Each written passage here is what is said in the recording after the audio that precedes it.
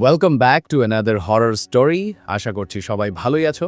আমি জানি তোমাদের ভূতের গল্প শুনতে অনেক ভালো লাগে, তাই আমি সব সময় তোমাদের জন্য বাছাই করে ভালো গল্পটাই নিয়ে আসি। তো চলো আজকের ঘটনাটা তোমাদেরকে বলি, কারণ এই ঘটনাটা বেশ ইন্টারেস্টিং। ঘটনাটা আমাকে যে পাঠিয়েছে তার বয়সও বেশ কম। তার নাম হচ্ছে সামিরা। তো সামিরা আমাকে ঘটনাটা পাঠিয়েছে, কিন্তু তার বয়স কম হলেও সে একদম গুছিয়ে খুব সুন্দর করে ঘটনাটা লিখে পাঠিয়েছে।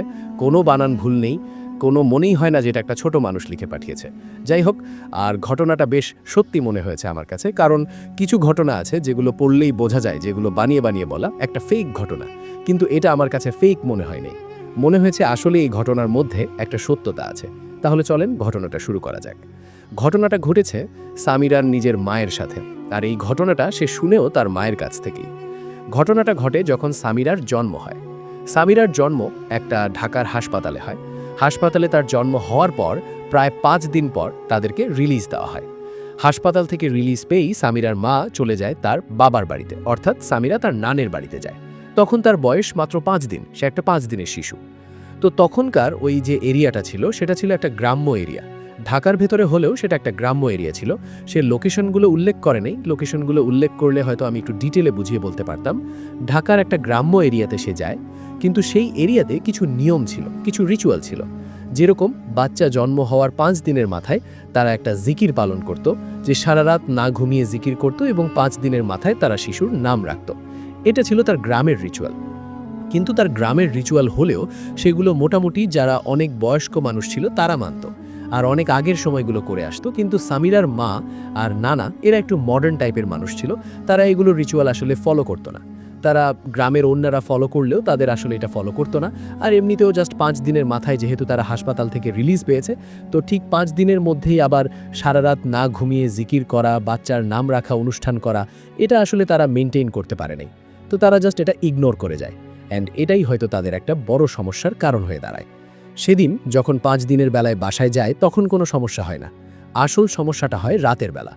রাতের বেলা গ্রামের ঘরে যখন তারা ঘুমিয়েছিল, হঠাৎ সামিরার মায়ের মাঝরাতে বাথরুম পায়। অ্যান্ড খুবই গ্রাম্য এরিয়া হওয়ায় বাসার ভেতরে বাথরুম পর্যন্ত ছিল না। গ্রামের বেশিরভাগ বাসায় এরকম থাকে যে বাথরুম বাসা থেকে অনেকটা দূরের দিকে থাকে। তো তাদের এই বাথরুমটা ছিল বাসা থেকে বেশ খানিকটা দূরে, একটা বাঁশঝাড় পার হয়ে। তো সামিরার মা মাঝরাতে বাঁশঝাড় পার হয়ে বাথরুমে যায়। এখানে বাথরুম করে আবারও সে স্বাভাবিকভাবে ফিরে আসে, কোনো সমস্যা হয় না। এসে যখন সে ঘুমিয়ে পড়ে, বিছানায় শোয়ার কিছুক্ষণ পরেই তার মনে হয় তার পিঠে কেউ আগুন দিয়ে ছ্যাঁকা দিচ্ছে। পিঠ একদম গরমে উত্তপ্ত হয়ে থাকতে থাকে। মনে হয় যে বারবার কোনো জায়গা থেকে কেউ আগুন গরম এনে তার পিঠে আগুনের ছ্যাঁকা দিচ্ছে, এরকম ফিলিং হইতে থাকে। তার সাথে সাথে সে লাফ দিয়ে উঠে পড়ে।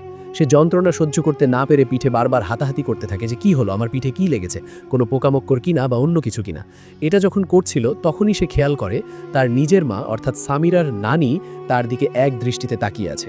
আর সামিরার নানির চেহারাটা তখন এত ভয়ঙ্কর ছিল যে তার চোখগুলো ছিল অনেক বড় বড়, জিহ্বাটা বের হয়েছিল, চুলগুলো যেমন বাতাসে উড়ছিল এরকম একটা, আর পুরো চেহারাটা মনে হচ্ছিল গ্লো করছে।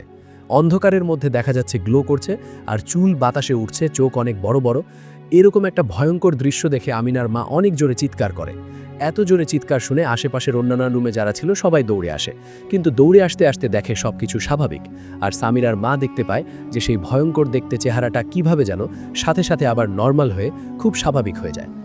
এমন একটা ফিগার, আমি এটা কিভাবে বোঝাবো যে ভয়ঙ্কর ফিগারটা ছিল, সেটা শুয়ে পড়ে। অর্থাৎ মানুষের বডি থেকে আত্মা বের হলে যেরকম হয়, অনেকটা এরকমভাবে আত্মার মতো একটা ফিগার বের হয়েছিল, যেটা খুব দেখতে ভয়ঙ্কর ছিল, এবং সেটা সরাসরি সামিরার নানির শরীরে ঢুকে গিয়েছিল এবং সব কিছু খুব নর্মাল হয়ে গিয়েছিল। আর তারপর যখন অন্যান্যরা সবাই রুমের ভেতর দৌড়ে আসে, লাইট জ্বালায়, জিজ্ঞেস করে কি হয়েছে, সামিরার মা সব কিছু তাদেরকে খুলে বলে। আর তারপরেই তার নানা বুঝতে পারে যে না, রিচুয়ালটা আসলে হয়তো তাদের পালন করা উচিত ছিল।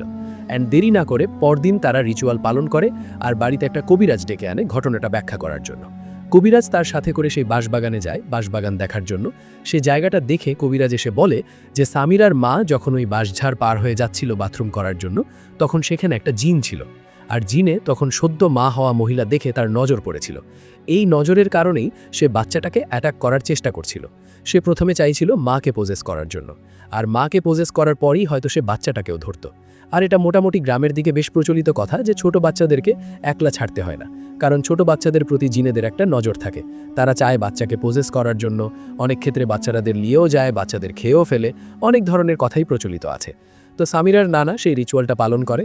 সে 5 দিনের দিন না হলেও 6 দিনের দিন সেই রিচুয়ালটা পালন করে, অর্থাৎ সারা রাত না ঘুমিয়ে জিকির করে, এবং সেই দিনই তার নাম সামিরা রাখা হয়।